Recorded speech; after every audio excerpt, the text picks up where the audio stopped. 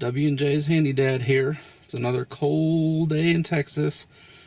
We have about 30 of those a year, I'd say.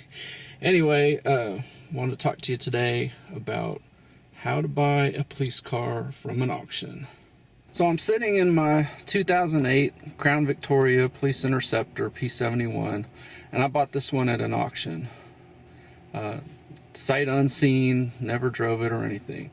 But I did have a little bit of information that made me think that this was a good buy, and so far I've had it for a little over a year and had no problems with it. So it's been a good investment for me. So there's obviously a difference between buying a car from an auction and buying a car that you get to test drive. There's lots of videos and information out there. If you're buying a car and you can test drive it, obviously there's a lot of things to check for: the suspension, the tires, the brakes, the engine, if you can take it to a mechanic, or if you know how to check for things yourself, obviously. But that's not what this video is about. This video is about buying a car at an online auction where you're going to have very limited information. So most of the vehicles that are going to be available are going to be your Ford Crown Victoria Police Interceptors and your Dodge Chargers. Those are the most common vehicles that you see on the police auctions. You're starting to see some of the Tahoes now, and you may, depending on where you live, see some of the other types of vehicles. The what we call like the Taurus Interceptor, that's based on the Ford Taurus. Starting to see some of the Chevy Caprices, but by far the most common are the Crown Victorias. Here's the thing: most of the online auctions give you maybe 4 or 5 photos, if that. A lot of them seem to avoid photographing the inside of the car, and a lot of them try to avoid giving you a lot of detail. And so there is certainly a certain amount of risk to buying a car at an auction, because you don't get to drive it, you don't know if it runs. You may be shocked at the condition of the interior and so forth. But if you do as much planning as you can and take it seriously, you can get a good bargain. So in no particular order, this is what I would suggest. So first of all, figure out where the auctions are in your area and sign up for those. A lot of the websites require you to sign up in advance, and some of them do require a deposit. So obviously, if you see a car and you haven't signed up, you're not going to be able to bid on it. So go ahead and sign up on the auction sites and pay the deposits and get all that squared away. And then start watching them. I try to watch them sometimes every day just to see what's out there. New cities pop up on those auctions, daily. And obviously you can buy anything. It doesn't have to be a police car. It's just, that's what the main focus of this video is, buying, old police cars. So with the Crown Victoria, first thing you're going to know is it's going to have a 4.6 V8. They all have the same engine. There's no surprise there. If you're buying a Dodge Charger, they won't oftentimes tell you whether it has the 5.7 Hemi or if it has the 3.5 V6. But a lot of times they will give you the VIN number. So here's tip number 1. Get online, find a VIN decoder. There's lots of websites that have them.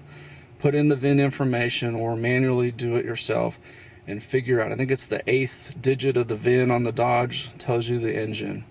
And so if you're looking for a V6 and that's what you want, that's fine. But if you're looking for the Hemi V8 Charger, make sure it has the Hemi before you even consider bidding on it. For the Ford, I believe it's up to 2009, maybe 2008. But anyway, the VIN is typically going to be 2FA and then either F or H, and then the next digits are P71, or the later models P7B, as in boy. That's your police interceptor. If it says P72 or anything other than P71 or P7B, it's not a Police Interceptor. Now, that may not matter to you, but if you don't get the Police Interceptor, you're not getting the better brakes, the better suspension, the cooling systems, the oil coolers and all that. So if that matters to you, you definitely want to look at the VIN there. If it doesn't matter to you, then, Crown Victoria is a solid vehicle, whether you get the Police Interceptor package or not, but it's usually, the Police Interceptor package is usually what people are looking for when they're buying at auction. The next thing you want to compare, and again, a lot of them I've noticed are not giving you mileage and stuff, but for your own sake, so that you get a good deal, you're going to want to get on one of these online value sites. And there's several of them. There's NADA, there's KBB, there's Car Gurus, there's probably lots of other ones out there. Try to find out the best you can what the vehicle is going to be worth.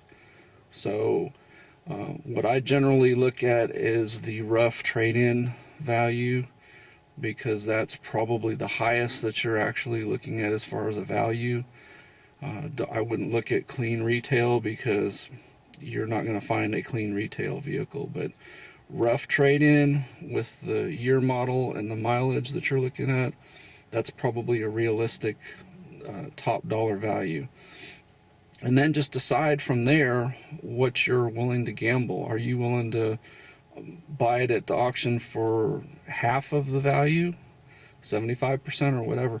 Set yourself a limit and don't go over it unless you have a little bit of inside information or just a really strong gut feeling that it's a good value.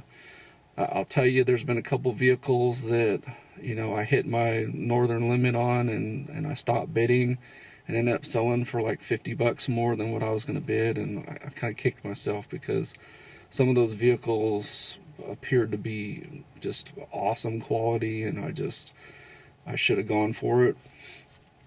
So that sort of thing happens. But if you look at the information that's available online, you can kind of get an idea of what a vehicle is going to be worth. The gold is when the people selling it will actually give you inside information. So, for example, this car, I was told, had a rebuilt transmission, brand new battery, brand new drive belt, tires were pretty much brand new. I think they were a couple months old, and it was below 100,000 miles, and they were retiring it not because of condition, not because of age, not because of mileage. Believe it or not, they were retiring it because they didn't like the color of it.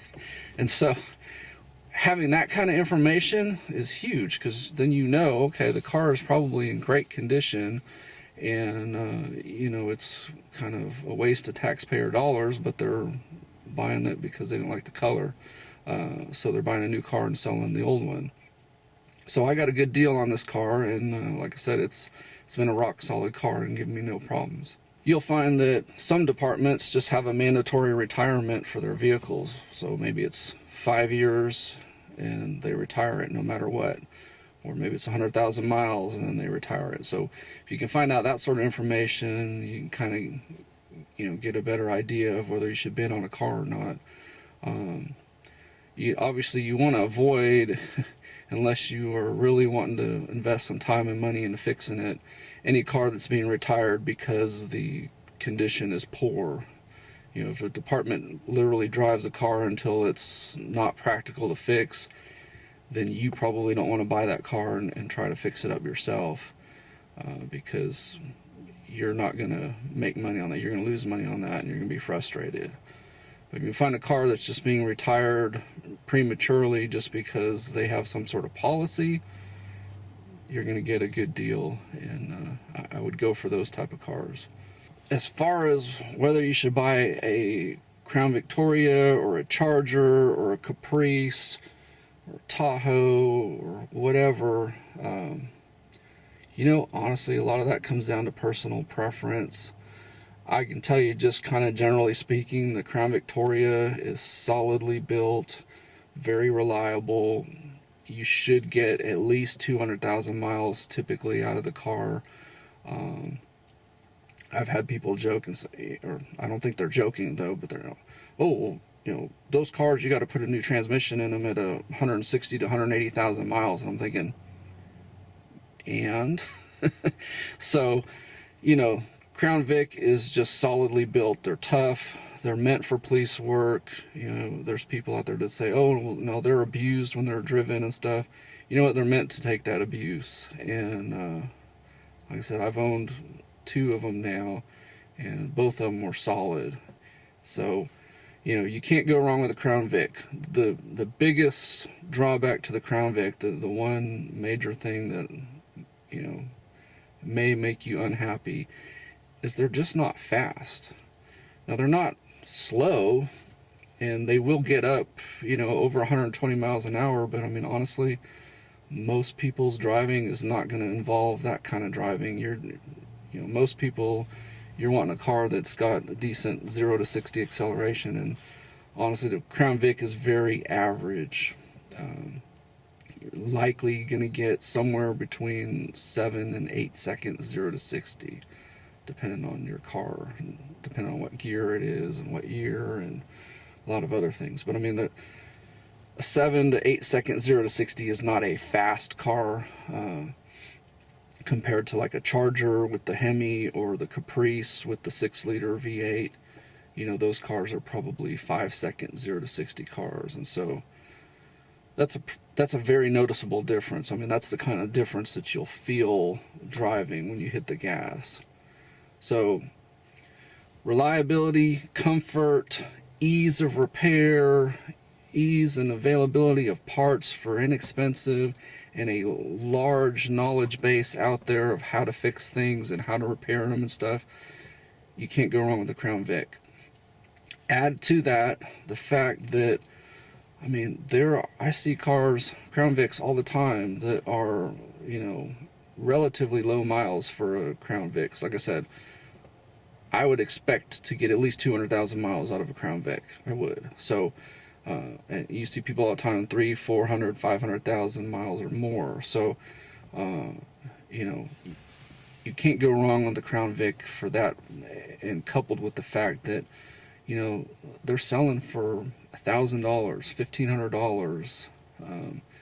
The most clean and best condition ones sometimes are going up around $3,000 at the auctions that I'm watching. Obviously, that's a geographic thing. Where you live, they may be going for more, they may be going for less. But here in Texas, typically you're seeing, you know, for one that appears to be in reasonably good shape, reasonably low miles, you know, right around 100 to 120,000 miles, I'm seeing them all day long, $1,500 to $3,000. You can't buy a car for that low that has all that a Crown Vic offers. You can't. I don't think you could beat a Crown Vic for less than $10,000. So all factors. I'm not talking, you know, somebody out there's going to say, oh, well, I've got a car that's faster than a Crown Vic for less money. Yeah, okay, yeah. But you're not going to get seating for 5, comfort, huge trunk, reliability, decent amount of power. You know, the 4.6 V8's putting out, depending on the year model, you know, 2 to 250 horsepower probably. So like I said, you know, it's not super fast, but it's not slow either. And you know, you can hook up a trailer hitch to it and tow, you know, certain things. I haven't really found where there's a set limit on what you can tow, but it seems to be generally accepted that you know, 1,500 to 2,000 pounds. Things that you need to be aware of if you're buying a Crown Vic. Number one, there's probably not going to be a back seat. If you find a Crown Vic that's coming with the back seat, and they'll usually show you a picture of that from what I've noticed. The auctions where there is a back seat in the car, they take a picture of it. The ones that don't, you don't get any kind of picture of the inside. So I would assume on those there's no back seat. Plan on spending probably $100 to $300 to get a back seat. You know, you got to go to the junkyard, find a Panther body car, like another Crown Vic, a Grand Marquis, Lincoln Town Car. Those should all fit interchangeably. For certain, you're not going to have a center console with the Crown Vic. They'll have ripped that out of the car. What I've used is basically like a $20 to $30, depending on where you buy it from. Just, kind of generic, all around center console. You've probably seen it in my other videos. You can also go to a junkyard. There's lots of different consoles that will interchange with the Crown Vic. I see people using Explorer ones and stuff. So that's kind of a minimal expense, but just be prepared that it's not going to have it. Number 3, it's going to come probably with just an AM/FM radio, very basic. So if you're wanting, better range of musical options, just know that you're going to need to do that and buy whatever stereo you want. Some of the things that you probably wouldn't expect, the headlights are horrible. I'll be honest. I mean, my Mustang headlights way outperform the Crown Vic headlights. So just know that you're probably going to need to buy headlights or auxiliary, driving lights, fog lights, something of that nature. Most of these have had some sort of strobe lighting for your police lights. There's going to be holes drilled in your headlight housings, your tail light housings, your backup light housings. When they remove the police equipment, they don't fix any of that. They just leave holes. Those holes cannot be in there for your best performance. You're going to get water in there, moisture in there. You're going to need to take all those out and cover those holes. I have another video, but my secret for a quick cover on those is that silver tape. It will seal those holes up and last a long time. Obviously, you can get on and buy new housings if you want. I've seen the headlights for the pair probably about $60 at the lowest. You can also try to restore them if it's just a matter of the plastic getting hazed up or whatever. Sandpaper and clear paint is the way to go with that.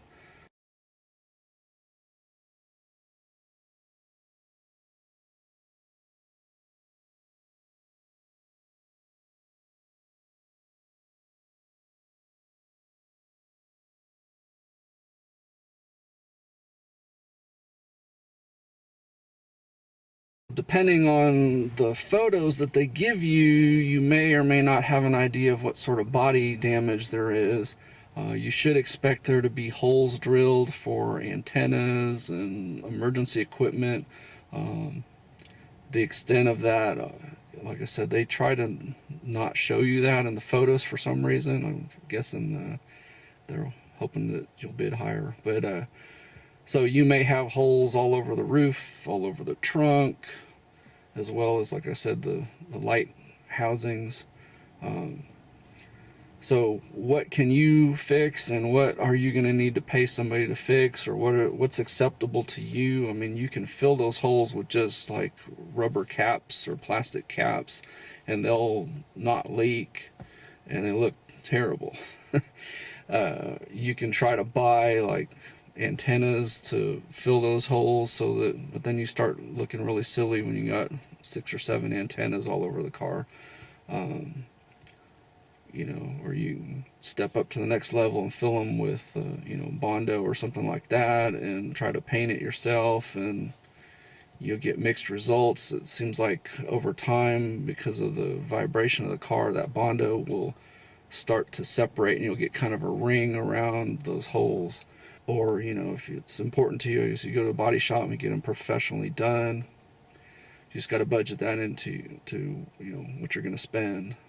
The tires, brakes, all that stuff. I mean, here's the thing. When these are police cars, they are very well maintained. They're going to be changing all the fluids on time. They're, keeping everything up. When you're buying it at auction, you have no idea when the last time that stuff was done. You have no idea, is it ready for brakes? Are the tires bald? So Some of the departments will give you the maintenance records, and some of them will say, well, we'll give it to you if you buy the car. So just be prepared there.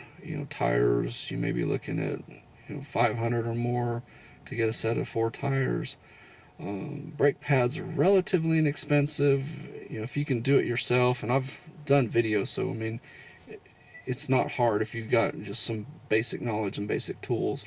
But plan on spending like $50 an axle. You may have to flush the brake fluid, which again, I've done a video, it's real easy to do. But when you open up your master cylinder, the fluid may be kind of black. Sometimes these things sit for a long time between the time they're retired and the time they go to auction. They spend their time stripping the things out of them, and so there may be a long delay between the time it was last serviced and the time you buy it, and so some of the fluids may have gone bad just from sitting. So people that know how to work on these cars, they can remove things without damaging the car. Unfortunately, what I've seen, a lot of these, before they go to auction, they just literally rip stuff out, cut wires. I've seen them where they've cut the vacuum lines for the air conditioning system, and I'm thinking, why? So just random stuff like that can drive you nuts. These cars are designed, obviously the Crown Victoria P71, it's a police car, so it's designed to have things like the ability to turn off the rear windows, to turn off the ability to open the doors in the rear from the inside, things like that. That's all built into the car. But yet what you find is some of the departments, I guess they didn't know what they were doing, or the upfitters didn't know what they were doing, so they just start ripping stuff out, cutting wires, just terrible. And so when you get the car, you may get lucky and everything is ready to be repaired as far as plugging, the wires back in, or if you've seen my videos on fixing the rear doors and stuff, just like putting a screw or something in there. Or you may find out that they've cut big chunks of things out of the car that don't need to come out, and then you may be trying to chase those parts down at a junkyard, or you may have to buy them, unfortunately brand new parts if you can find them. So those are just kind of the things to be prepared when you're buying a police car. As far as the Chargers, the major thing is you can't tell a Charger if it's a V6 or a Hemi police car by looking at it. Generally, there's not any kind of badging on it. So if they give you the VIN, like I said, go look it up and see if it's got the V6 or the V8. Me personally, I wouldn't buy the V6. It has nothing to do with anything about it other than, if I'm going to buy a Charger, I want a Hemi. I want that pull you back in the seat type acceleration.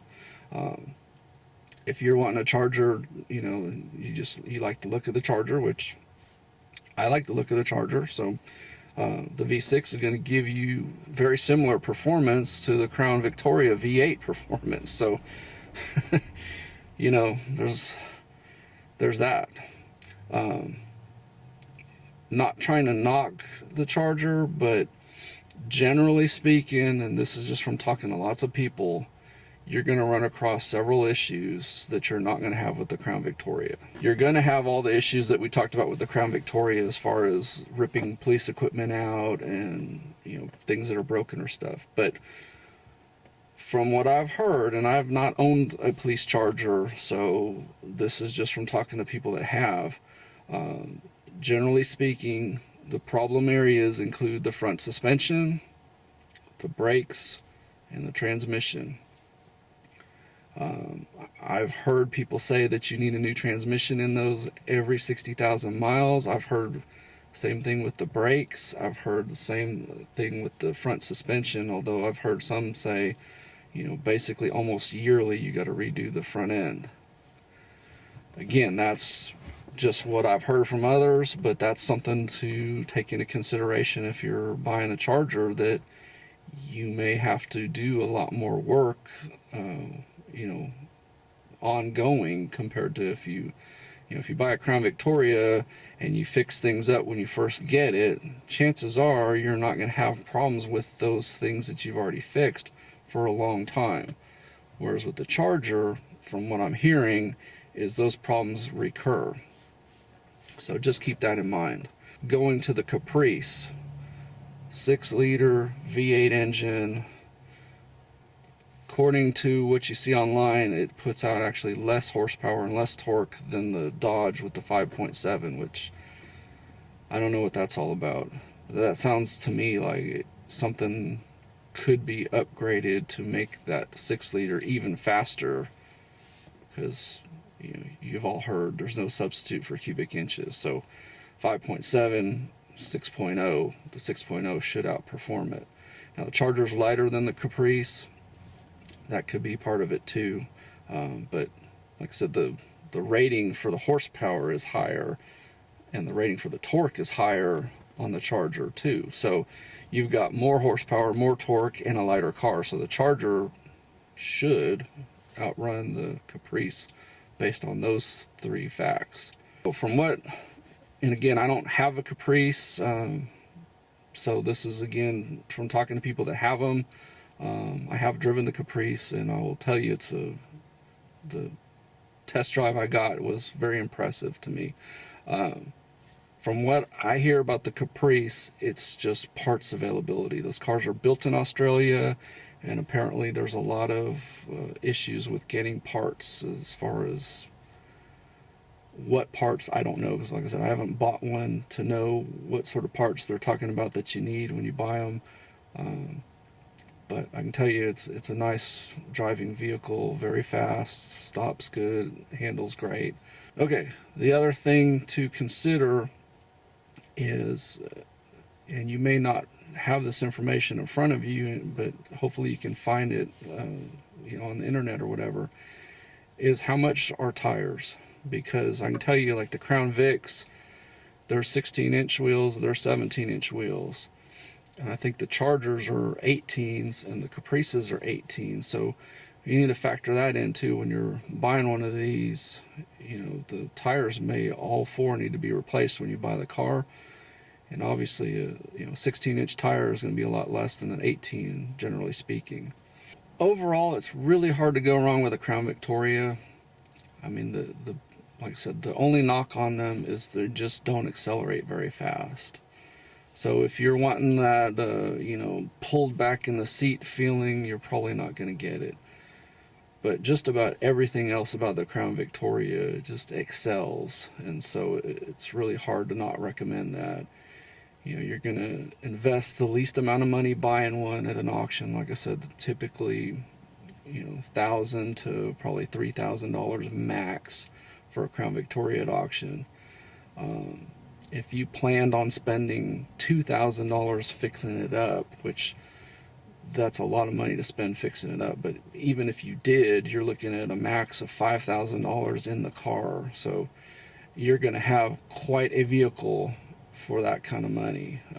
Like I said, I would think you'd have to spend at least $10,000 on a vehicle to match what you'd have with a Crown Victoria for $5,000 or less. If you're wanting, performance, obviously the Charger with the Hemi or the Caprice with the 6-liter, I mean, that's hard to beat.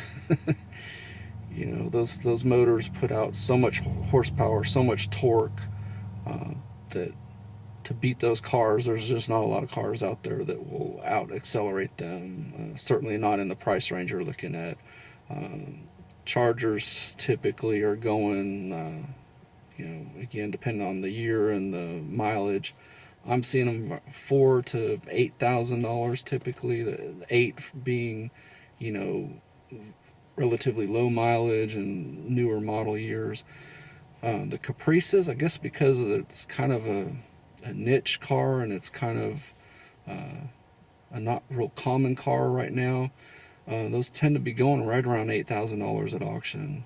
If you're buying a Charger or a Caprice and you use the same formula of, budget yourself up to $2,000 to repair and and customize the way you want, now you're looking at a $10,000 car. So if you took that same $10,000, you could have two very nice Crown Victorias, or you could spend quite a bit making your Crown Victoria fast if that's important to you. And so one of the other things to worry about with auctions is you got to read all the fine print, because when you make your bid, you're entering into a contract with them, and they may have very strict rules about how you pay, and when you can pick up your vehicle and how you can pick up your vehicle. So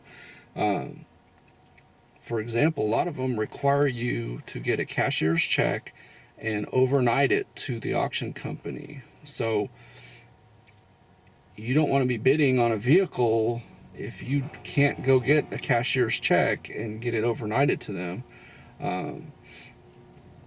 Some of them aren't as strict. Some of them will say, within a week or 2 weeks, but some of them are literally, within a day or two, you've got to have payment to them. And so that's something to keep in mind. If, it's a Friday auction and your bank is closed Saturday and Sunday and they require it to be overnighted to them by Saturday, you may not want to skip that auction. Along those lines, I've seen it where it says, pickup of the vehicle has to happen on such and such day between the hours of this and this, and maybe they only give you a 2-hour window. And so if you can't be there on that day and time, you've got a problem. And then the issue of, will the car start when you get there? You may need to bring something to where you can jump start it. I would recommend a portable jump starter rather than trying to bring jumper cables on your vehicle, because you may not be able to pull your vehicle into where you can jump start it. So being able to have a portable jump start will help you out there. Number two, very likely you can't legally drive your auction vehicle on public roads. You need to check your state laws on that, but generally speaking, if it doesn't have a license plate, doesn't have a registration, doesn't have an inspection sticker, they're not going to give you a temporary license for it probably. So driving it would be illegal.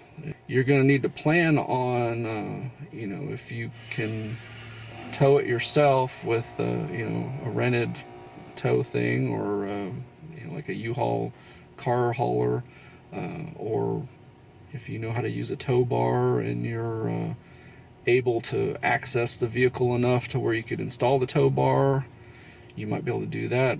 Otherwise, you may need to budget in, delivery of the vehicle, and that could be several hundred to, over $1,000 to have the vehicle delivered from the auction site to your house. So again, that's just stuff to take into consideration.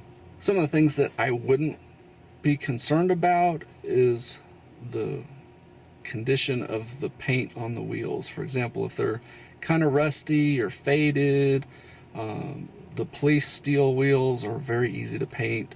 If you've seen my video, do it on a warm day and knock out and make them look brand new. So I wouldn't worry about that. I've seen some of them that just look horrible, like they've just run through power car washes constantly their whole life and never had any kind of care for the wheels, and so they're starting to look real bad. But that's easy to fix. Now, if they're bent or things like that, you got to take that into consideration, that you may have to replace the wheel if it can't be fixed. And a lot of times those type of things can't be fixed. So once you get your police car home, what I do personally is I clean them very thoroughly, disinfect, like 91% alcohol sprayed on all the surfaces to disinfect everything. I use thick gloves and clean everything out. I try to remove all the seats and everything and wash everything, shampoo the seats. I'll tell you, every police car I've had, every seat that I've shampooed out at least a pot of coffee out of them. So That seems to be the running thing with the police cars, is there's a pot of coffee dumped on the seats.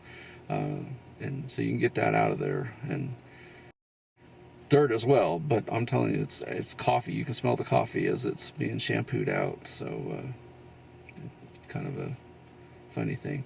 The other thing is you'll find all kinds of crazy stuff that they leave behind.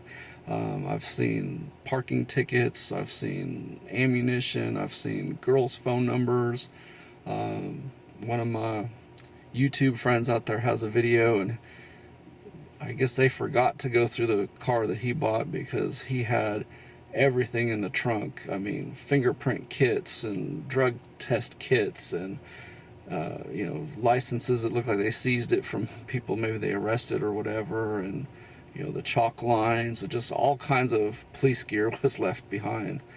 I haven't had anything like that. And then while you have the seats out, some of the seats will be in good condition. You shampoo them and they'll look great and function great. And some of them, even with that, you're going to need seat covers. The nice thing is when you have the seats out of the vehicle and you put the aftermarket seat covers on them, generally you can get them fitting very tight against the seat, and they'll look pretty nice. The factory seat covers that are on these, the reason they stick so well is because they have Velcro on the bottom of the seat cover and then on the top of the pad on the seat, and so that Velcro holds it nice and tight. And if you're going to put aftermarket seat covers, you're not going to have that. So one thought would be to try to duplicate that one way or another. Certainly if your factory seat covers are just horrible, you might even consider just ripping them out and using the aftermarket seat covers. Or if you want to spend the money, you can probably find factory exact replacement seat covers. What you'll find a lot of times on the police cars is they are not super feature rich. So they're not going to have things like keyless entry, remote start, remote trunk opening. They may, like I said, have just an AM, FM radio, bare bones, climate controls, and so forth. I'll tell you, the climate controls being, base model, is probably a good thing. Those automatic climate controls, there's so many things that can go wrong. Sensors go out and so forth that I really like the manual controls because they just work. But call me spoiled or whatever, I like keyless entry. I don't like having to use the key to open the door. I like to push a button and walk up and get in. So the nice thing with the Crown Vic, if you've seen my other videos, it's a Bulldog keyless entry system. I think it was less than $20. I've gotten to where I can put that thing in pretty quickly.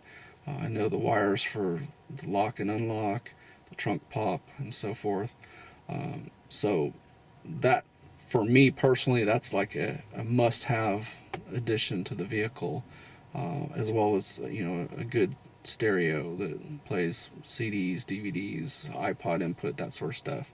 And then it's really a personal choice, but a lot of the police cars don't have carpet. They have that rubber floor. I like the rubber floor. I have 2 young kids and stuff gets spilled and muddy feet and so forth. So the rubber floor is nice for that. Or I guess if you're doing an Uber or something, it makes it easier to clean out your car. Some people, they like carpet. So, that's an expense you can decide whether you want to do. You can buy, a pre-cut carpet that fits, the Crown Vic or the Charger or whatever you're buying, or you could try to just do a generic carpet, and you're not going to get as good results. But it's all about how much money you want to spend and how fancy you want certain things to be. When you get on the auction website, usually you'll see that it'll say this auction closes at a week or whatever. The way they typically work, though, is when it says it closes, let's say it says it closes, next Thursday at 10 a.m. That doesn't mean at 10 a.m. whatever has been bid is done. What most of them do is if there's a bid made between, say, 9:55 and 10 a.m., then it extends it to 10:05. And if there's another bid made, it extends it to 10:10, and so on and so on and so on. And so literally I've seen them go all day. You know, if you got a particularly nice vehicle, you may have people going, well, I'll bid another $50. Well, okay. And they'll keep going like that.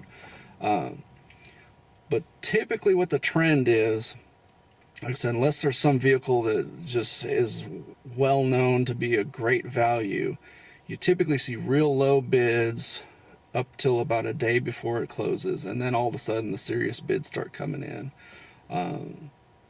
So there's a couple ways you can do it. One is just don't bid at all. Wait till, you know, a couple minutes before it's supposed to close, and then hit it with a bid and hope that you win it. A lot of the sites allow you to put your starting bid as well as your top bid. So let's say the car is going right now for $1,000, so it says the next bid has to be $1,050. But maybe you're willing to pay $3,000, so you put your $1,050 in and your $3,000, and then as people try to outbid you, you know, they bid $1,100, and then you bid $1,150 automatically, and they bid $1,200, and you bid $1,250 automatically, and so on. And then so you can win it just by doing that.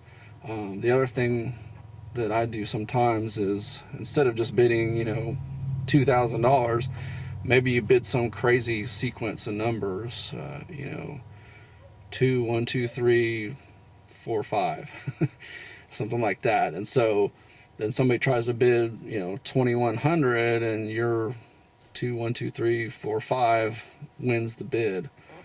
So I've tried things like that, and I've even seen people do, you know, $2,000 and 1 penny or something, trying to, you know, beat out the people that bid $2,000. So lots of tricks like that. Like I said, ultimately you kind of want to know what these type of vehicles are going for in the market, whether it's trade-in or sold to a private person, and then come up with a number that you're comfortable risking on it, because there's always a risk that you buy a car and it's going to be, you know, needing so many repairs that it's not practical. You know, but that's the way to do it. If these cars are selling for $3,000 in the marketplace, and you know that's for one that you can test drive and check out and learn a lot about, you know, then set a number in your head that you're not going to bid more than maybe $1,500 or whatever, and then you know you're gambling there that you may get a $3,000 car for $1,500, or you may have to put a couple $1,000s into bringing it up. But you know, you decide what that risk amount is that you're willing to take. Like I said, for me, I've had good luck with it, but I'm very conservative on it too. And like I said, I've lost some that I kind of kicked myself afterward and thought, man, I should have bid higher. But you know, I set that limit in my head long before, and I stuck with it, and I didn't get the vehicle. And this video is about buying the police cars, but you will find other vehicles on there that are, you know, non-police vehicles. I mean, the same kind of rules apply, with the exception being if it's a seized vehicle, you know, or surrendered vehicle, that sort of thing, you have no way to know if it was ever maintained or not. So there's obviously a lot more risk involved in buying one of those, and so just take that into consideration. And then you'll find the vehicles that have been wrecked. I mean, honestly, I would consider that to be a parts vehicle. So if you know that the rest of the parts on there have some value, bid accordingly, but just keep in mind, a wrecked vehicle, you're going to have to figure out a way to get it to you and be able to store it and take it apart and sell those parts or whatever. So there's more risk there. Now, obviously, if you have the ability to completely restore a wrecked vehicle, hey, more power to you. If you can get a vehicle back on the road and make a profit, that's great. Me personally, I don't have that kind of tools and skill set to do that, so I stay away from those. I try to bid only on the ones that look like they're, you know, put a key in, turn them and go, and then just, you know, clean up, detail, touch up paint, you know, fix little things that are broken and so forth. Like I said, you may get lucky and the department that's selling the vehicle may openly discuss with you every known good and bad thing about the vehicle. They may provide you additional photos. Obviously, the more information you can get, the more informed decision you can make about bidding. Like I said, I'm always uncomfortable with the ones where they give you, you know, one or two photos of the exterior of the vehicle and maybe they're out of focus a little bit and they don't tell you the mileage, and there's just a lot of vague stuff going on. Those I try to steer clear of unless I'm able to find out additional information.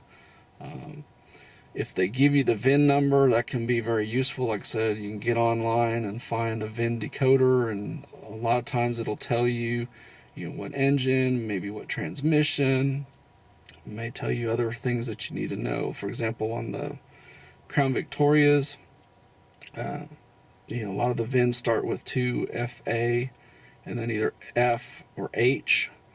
The F is just front airbags, and the H is also the side airbags. So that's something that I didn't know about, but they actually do sell some of these P71s with the side airbags in them, and so that's the 2FAH P71s as opposed to the 2FAF P71s. But on the downside, the Ford at least doesn't tell you what transmission you have from the VIN. Now, Crown Victoria, they're all 4-speed automatic, so that's real easy. But I've looked at Mustangs that were online, and you know, if they don't tell you if it's a 5-speed or an automatic, that's not in the VIN, so it's kind of a guess. You know, if they show you an interior photo, you can probably tell. But you know, like I said, a lot of times they just give you the least amount of information that they can, and a lot of them are not cooperative. When you talk to them, you say, hey, you know, what can you tell me about this car? Is it a automatic? Is it a standard? You know, and they just, nope, what's on there is what's on there. And so I won't bid on those. So I didn't talk about the Tahoe and the Taurus Interceptor and some of the other police models. Couple things. Tahoes are a pretty common vehicle in general, been around a long time. From what I've seen, you start pushing 100,000 miles on one of those and you know, you start having a lot of issues that you're not going to have with a Crown Vic. So because they tend to not sell the Tahoes until they're well past 100,000 miles, for me personally, it's not a good risk. I'm guessing at that point you're going to have the more expensive repairs needed, transmission, engine, you know, major stuff like that. And because they're an SUV, they seem to draw a premium at auction. So you'll see those Tahoes going, you know, close to $10,000 sometimes. And so for me, getting an old vehicle with a lot of miles on it, you know, if I'm going to do that, I'm going to get a Crown Vic because I know the chances are it's going to last a long time. And if there are any issues with it, probably going to be inexpensive to fix. Tahoe running the 5.3 liter GM motor, that's a common motor, so you know, certainly a lot of parts are going to be available for that. You know, compared to like trying to buy the 6 liter Caprice or something. Like I said, I just not super impressed with the Tahoe. You know, it's not enough difference from the civilian model for me to want to gamble on that. And as far as the Taurus Interceptor, you know, the thought of all-wheel drive and twin turbo, you know, was it 365 horsepower or so? I mean, that sounds great. What I found, number one, you don't see those at auction much, at least yet. If you're thinking about buying one of those in the next few years when they start hitting the auctions, you really want to look at the VIN and make sure, because from what I've seen, a lot of departments are just buying the plain V6 model. They're not buying the twin turbo. And so if you're thinking, wow, I'm getting this awesome twin turbo car, and you get it and oops, no, it's just a plain V6, you know, regular, basically Taurus, you're gonna be very disappointed because you're gonna have all the other things to have to fix on it. You know, like I talked about earlier, all the things that they cut and break and leave holes in and stuff. And then you only have a regular V6 engine. The other thing is like a twin turbo, it's going to require supreme gas, so you're going to spend, you know, right now super unleaded is going for sometimes, you know, 30 cents a gallon more than the regular. So that's something you got to factor in if you're having to buy that kind of gasoline for it. If you're driving a lot of miles, that adds up. And that's why I didn't get into that. To me, if you're looking for a police car, you're probably looking for a Crown Vic. The Charger certainly has a lot of things about it that are super nice. The reliability is still a question. You know, there's people out there that film videos, and I watch you on YouTube, you have your Chargers and you don't seem to have a lot of problems, and that's great. But you do see a lot of people that do have a lot of weird issues with them. And then the Caprice, what I've seen, same thing. It's the parts availability and the fact it's an Australian vehicle that it leaves some questions about it. So the safest bet, always a Crown Vic. It's going to be the cheapest one to buy. It's going to be the cheapest one to repair if there are any things that need to be repaired. And it's very easy to find out information about them. You can get on Facebook. There's a P71 group that I'm in, and you know, we share information all the time. And then, like I said, parts, you can get them Amazon, you can get them at the parts store, you can go to the junkyard. I mean, there's just so many options that if you're wanting to start investing in old police cars, whether it's for you to personally drive or for you to buy, fix up, and flip, you can't go wrong with the Crown Vic. If you're wanting something super fast and fun to drive, you know, the Crown Vic is not going to give you that get up and go that you're looking for. Then yeah, you're going to want to go with the Charger or the Caprice. And you know, they're virtually tied in the 0 to 60 in quarter-mile times, so you know, pick whichever one you want. The Caprice is longer and heavier than the Charger. If you get a chance, drive all three. I mean, they're fun to drive, all for different reasons, because you have the police packages on them. They handle better, they brake better, and you know, generally speaking, they're built better. They're more of a commercial grade vehicle, so things are going to last longer on them. But I like them, and I'm going to keep buying them from here on out, and that's what I'm going to drive. So hope this video was helpful to you, and I am so ecstatic that I have so many viewers and subscribers, and I want to keep coming out with you know, quality videos that are helpful to you. So let's keep doing it. Thank you.